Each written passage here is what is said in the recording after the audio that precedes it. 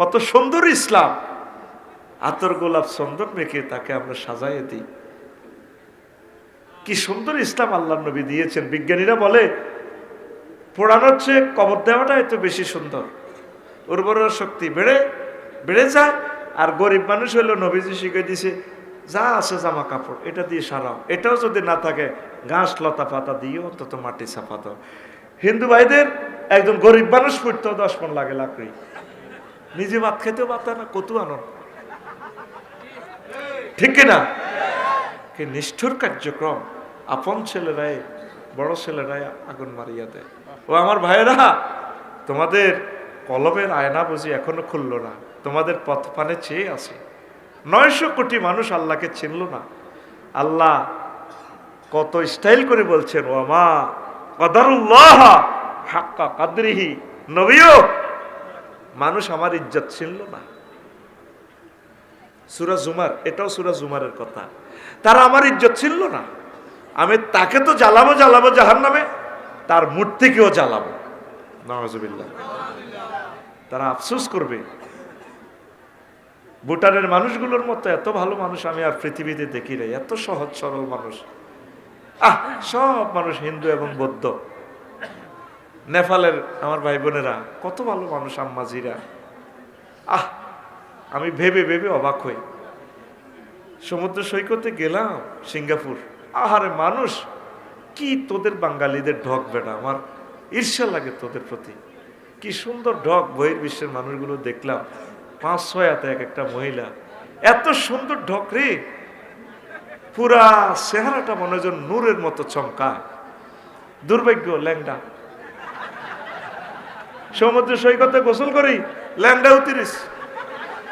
আমি দেখি কাঁদলাম, মুখের চাইনি খানা, চোখগুলো কত ঢক হইতে পারে মানুষের। হজে যারা গেছেন তারা বুঝবেন। আমি কাঁদলাম। বাঙালিরা হুজুর কি বিরহ ফাইলেন নি কেন, কাঁদলেন যে সহজ হয়েছে নি? বললাম কাঁদলাম রে, দেখছ তুই মহিলাদের হাতগুলো, পাগুলো, চোখগুলো কি সুন্দর। কেমনে রে আল্লাহ এই সুন্দর মানুষটা জাহান্নামে জ্বালাইব রে। আমি বিশ্বে ঘুরে ঘুরে মানুষগুলো দেখি আর তাদের দিকে তাকাইয়া কাঁদি। আমার খুব নেশা বিদেশ ঘোরা, গভর্নমেন্ট দায়িত্ব পালন করার কারণে, নতুবা আমি সারা পৃথিবী শেষ করতাম। আল্লাহ আপনি আমার ব্যবস্থা করে দেন, সারা ওয়ার্ল্ড আমি ঘুরে দেখব, আল্লাহর বান্দাদেরকে দেখব কে কি করে। তারা তো মনে করস মনো কি জন্য জানি যাই, দেখার জন্য যাই মানুষ কত সুন্দর হইতে পারে। মালদ্বীপ মাফুসি সমুদ্র সৈকতের পাড়ে, ওরে সাইবেরিয়ান এক মহিলা, আমি মহিলার এত কাছে নিচে পড়ে থাকি, তার সাথে তার কি ভাই না হাজব্যান্ড আমি তো আর জানি না, মহিলা আমার সাথে সেলফি তোলার জন্য পাগল। এই ড্রেসে আমি আছি, দেখবি বহির্বিশ্বে আমি যে লাইভ দিই, আমি এই ড্রেসে থাকি। তো মহিলা অনেকবার কেন যে আমাকে এত আন্তরিকতা দেখাইলো, please one copy selfie, chance me. Well, my dear sister, I am the scholar of Bangladesh and icon in Bangladesh. If you copy this picture and you published in your Facebook and YouTube, viral. My friend, my followers all say me, Afsari is very bad man. In this reason, I prohibited to you, prohibited for my selfie. তো অনেক মহিলাটা কাঁদিয়ে দিল। আমি অবাক হয়ে গেলাম, দেখ কোনোদিন কথা নেই দেখা নেই, কি একটা মহব্বত। আমি বললাম মনে মনে, আল্লাহ হয়তো সে ইউটিউবে দেখছে আরবি শায়েখেরা এইভাবে থাকে, আমি তো বাংলাদেশি, তা আমাকে কেন যে এত দর্শনার্থী থেকে পর্যটনার্থী থেকে এত ভালোবাসলো। আমি পাখির সাথে একটু সময় দিলাম আর কি, একটা পাখি তোতা পাখি, সে আমার চশমাটা লই গেল গা, এইভাবে কাড়ি হেতে তোর সোলাই লইতে পারি না। বললাম এটা তোর আল্লাহ তোমায় হেতের লোক একটু দুষ্টামি করলাম।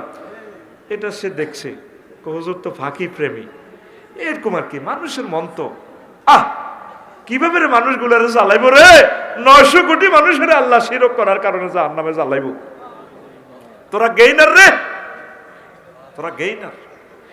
আমি শুধু ইচ্ছে করি তোদের জন্য, তোদেরকে আল্লাহ কেমনে রে এত ভালোবাসলো। তোরা অন্যান্য মানুষগুলোর পশমেরও ঢক নাই তোদের।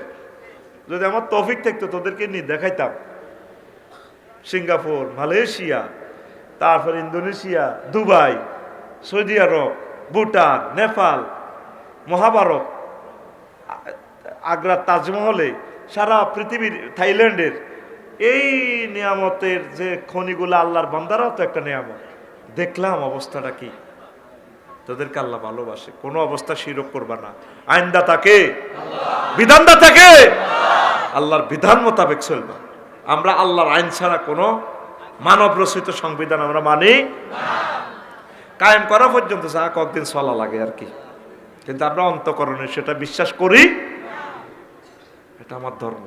9 নম্বর আফসোস করবে হাসরবাসীরা। হায়, আমাদেরকে যদি আবার দুনিয়া চন্দ্রগুঞ্জে পাঠানো হতো, লাকসাম পাঠানো হতো, আমরা আমাদের প্রভুকে মিথ্যা প্রতিপন্ন না করতাম, আর আমরা হতাম ইমানদারদের শামিল, অর্থাৎ আমরা মুসলমান হতাম। ওয়ালাউ তারা إذ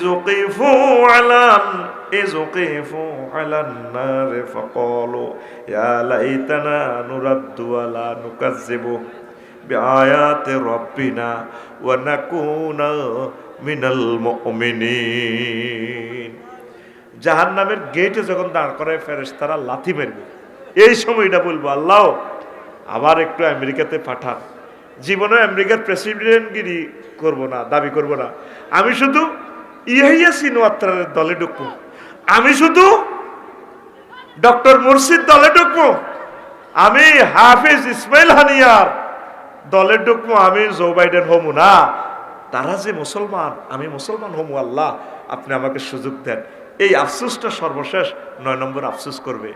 আল্লাহ বলবেন, বান্দারে সুযোগ দিয়েছি অনেক, কাজে লাগালি না, ধাক্কা দিয়ে তাদেরকে জাহান্নামে ফেলে দেওয়া হবে।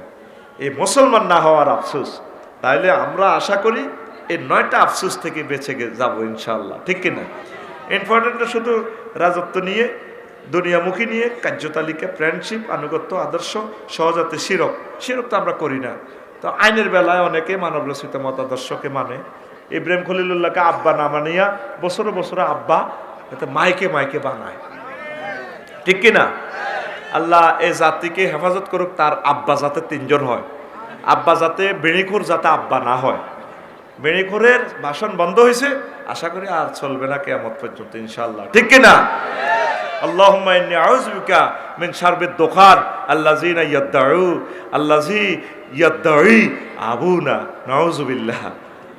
বেড়িখোর আব্বা থেকে পানা চাই। তাহলে 9টা কথা মনে আছে তো? এই 9টা আফসোস করবে। সময় থাকতে আল্লাহর দিকে আসো। ফাফিরু ইলাল্লাহি ওয়ার রাসূল। আল্লাহ তুমি আমাদেরকে কবুল করো। আস্তাগফিরুল্লাহ রাব্বি মিন কুল্লি যামবিন ওয়া আতুবু ইলাইহি লা হাওলা ওয়ালা কুওয়াতা ইল্লা বিল্লাহিল আলিয়্যিল আযীম। আল্লাহুম্মা আমিন। রব্বানা যালামনা আনফুসানা ওয়া ইল্লাম তাগফির লানা ওয়া তারহামনা লানাকুনান্না মিনাল খাসিরিন। আল্লাহ আপনি মেহেরবানি করে আমাদের মাহফিল কবুল করেন। আল্লাহ মাহফিল করতে গিয়ে লক্ষ লক্ষ